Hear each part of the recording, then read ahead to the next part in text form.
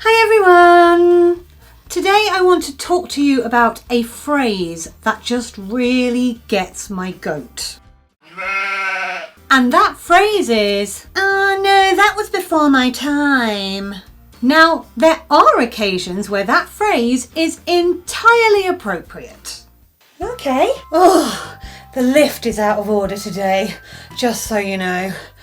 Oh my god, do you remember when Jan from accounts got really drunk in her lunch break and threw up in the lift?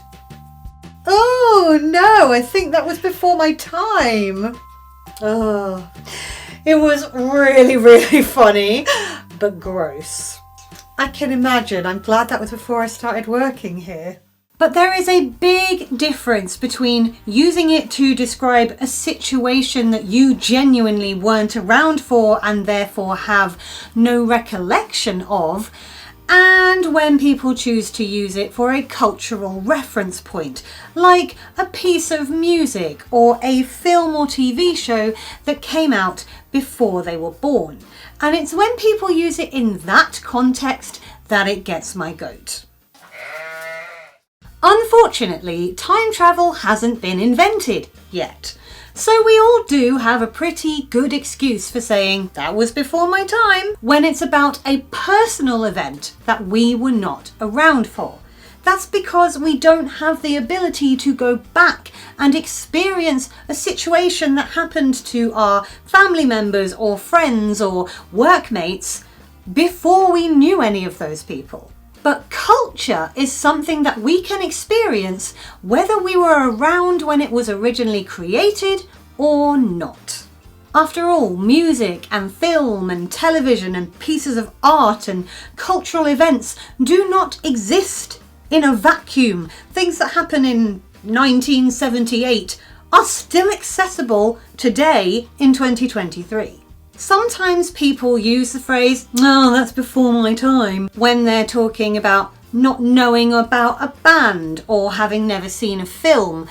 And honestly, just because something came out before you were born, that isn't an excuse for never having heard of it.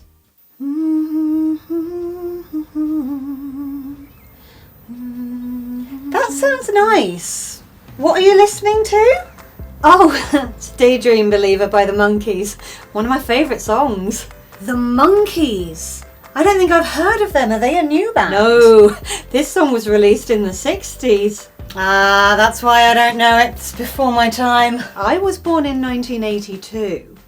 Now, don't get me wrong, this is not me saying that everybody has a duty to go and explore music or films or TV show from decades before they were born. If you're not interested in that, you don't have to do it. But if you genuinely have no interest in hearing music from before you were born or reading a book that was written before you were born, be honest and say, "Oh, I'm not interested in that." Don't just go, "Oh, it came out before I was born, so I just don't know about it." After all, we live in the age of streaming. You can pretty much access any piece of music that has ever existed. You can pretty much find any film that you want to watch, and even books. A lot of them are now digitized, and we still, thankfully, do have some libraries here in the UK. You can get hold of stuff, no matter how old it is. There's usually a way. And again, this is not me saying you have to go and you have to find out about the art that was created before you were born, because you don't, if you don't want to. But again, be honest, don't say, "Oh, that's before my time, I can't possibly know about it."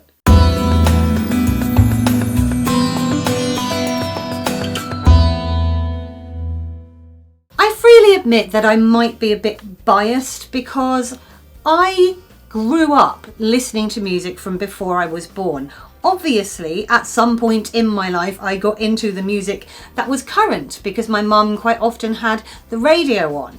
But when I was a really small child, sort of 6, 7, 8 years old, I first got into music by exploring my mum's vinyl and CD collection.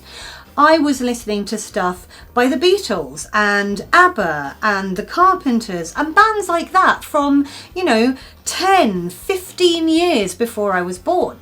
And it's something that influenced my musical tastes as I got older and started exploring the music that was being created at that moment. And still to this day, one of my absolute musical heroes is Buddy Holly, who died more than 20 years before I was born. Everything he ever produced came out well before I came on the scene. But it isn't just art. It's not just when someone says, oh no, I've never read that book because it's old, or oh no, I've never seen that film because it came out before I was born. The most important thing is cultural events. Obviously, there are loads of things that happened before I was born. Plenty of news events and big cultural moments that I either know very little about or I have never even heard of. But when I hear someone say, oh, do you remember when that happened in 1953? I don't go, before my time, and show no interest. I want to know about it because it's human history and I'm a human.